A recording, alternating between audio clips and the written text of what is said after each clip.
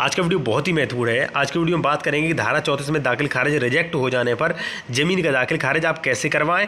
पुरानी ज़मीन का दाखिल खारिज कैसे होगा। मान लीजिए 50 साल पुरानी, 25 साल पुरानी, 70 साल पुरानी ज़मीन है, आपने दाखिल खारिज नहीं करवाया तो उसका दाखिल खारिज कैसे होगा। और तीसरा जो है वो ज़मीन का दाखिल खारिज रिजेक्ट कब हो जाता है। सभी प्रश्नों के जवाब सबसे पहले मैं आपको बता दूं कि देखिए कई बार क्या होता है, वैसे सामान्य तौर पर ये नियम है। जैसे मान लीजिए आपने आज ज़मीन खरीदी और आप दाखिल खारिज जो भी बैनामा है, जो भी वसीयत है, जैसे भी आपके नाम ज़मीन आई है, जैसे ही आप स्वामी बने हैं तो आपको आवेदन करना पड़ता है धारा 34 में तहसीलदार के यहाँ। उसके बाद वो ज़मीन आपके नाम दाखिल खारिज हो जाती है।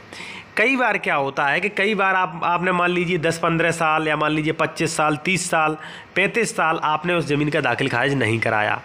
और यदि आप 30-35 साल बाद दाखिल खारिज कराने जाते हैं तो ऐसे में तहसीलदार कई बार जो होता है आपका धारा 34 में किया गया आवेदन निरस्त कर देता है, नहीं लेते हैं, स्वीकार नहीं करते हैं।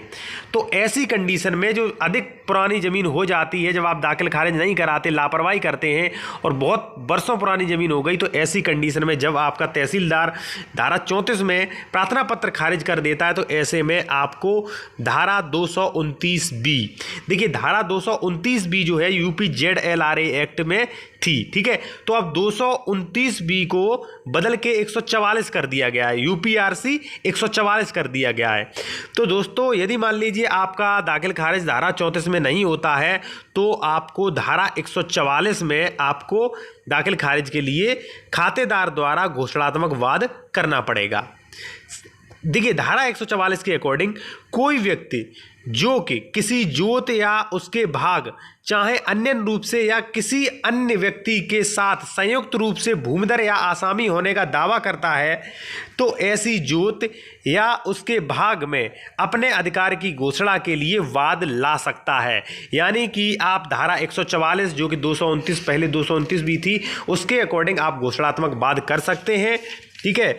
और जो आप जिस ज़मीन पर दावा कर रहे हैं उस ज़मीन पर आप घोषणात्मक वाद ला सकते हैं।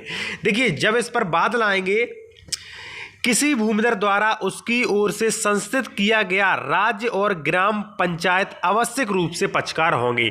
जब आप वाद लाएंगे तो पक्षकार जो है आप राज्य और ग्राम पंचायत को अवश्य बनाएंगे, ठीक है।